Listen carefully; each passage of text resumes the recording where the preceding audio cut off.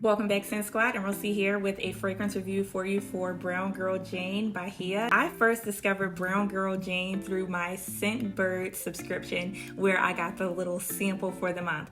I smelled it, I loved it, and I'm like, I need this in my life. It's definitely giving white floral, and I'm smelling the tuberose and the gardenia, and I'm like, oh my god, this smells like a beautiful fragrance. So then I looked more into the company just to kind of find out that they are vegan. They're cruelty-free, they're free of formaldehydes, they're free of parabens. They are a very clean and conscious fragrance company, and I'm like, I love this. Now, not only that, they're also Black owned, which is like the icing on the cake, and I'm like, okay, with the Black girl magic and the phenomenal fragrance, I'm loving it.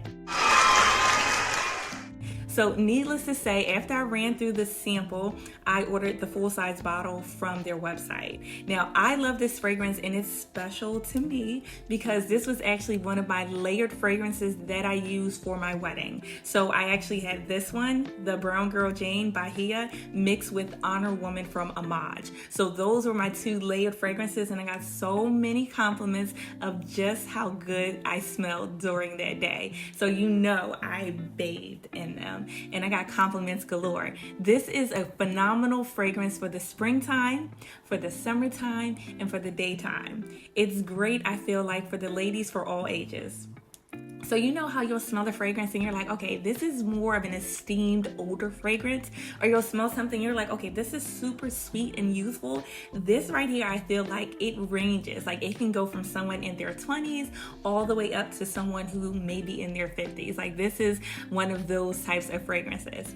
As far as occasions, I feel like this smells like something I can wear if I was going out on a brunch date with the ladies, or if I was doing like a wine tasting ladies day. This feels like something I would wear if I'm just like sitting at the vineyard and I'm sipping on wine, tasting wine, and also tapping into my charcuterie board. Like this is the scent that I would wear while I'm wearing like a very pretty sundress. That's what it smells like. It smells just like that. It's also a really good office scent, right? If you work at an office where they're like, okay, we can't do strong scents, we can't do something that's really going to be, knocking you off your feet as you're sitting close to your coworkers, I feel like this fragrance is like a perfect office scent too.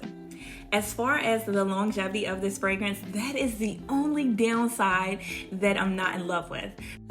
The longevity of this fragrance, for me, it lasts anywhere between 2 to 3 hours. Even when I hit my pulse points, I layer with a non-scented moisturizer and I bathe in the fragrance, right? Because I love it.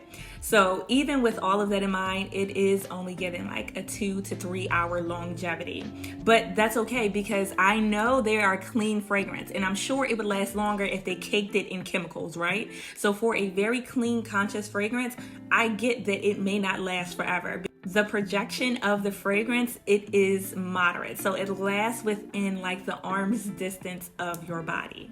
Now for our fragrance notes for Bahia, we get top notes of peach, lotus flower, and orange blossom, followed by the secondary heart or middle notes, right? So our middle notes include gardenia, tuberose, and floral/powdery jasmine. So this is what you're gonna smell a while once your top notes evaporate. So your top notes take anywhere between like 5 minutes to like 25 minutes to kind of like evaporate before you get those warm florals that kind of just like jump in there and present themselves. Now at dry down, this is what you're gonna smell the longest. Once all of the other notes evaporate, your base notes, your anchor notes. We have cashmere musk, vanilla, and cedar, which is very earthy.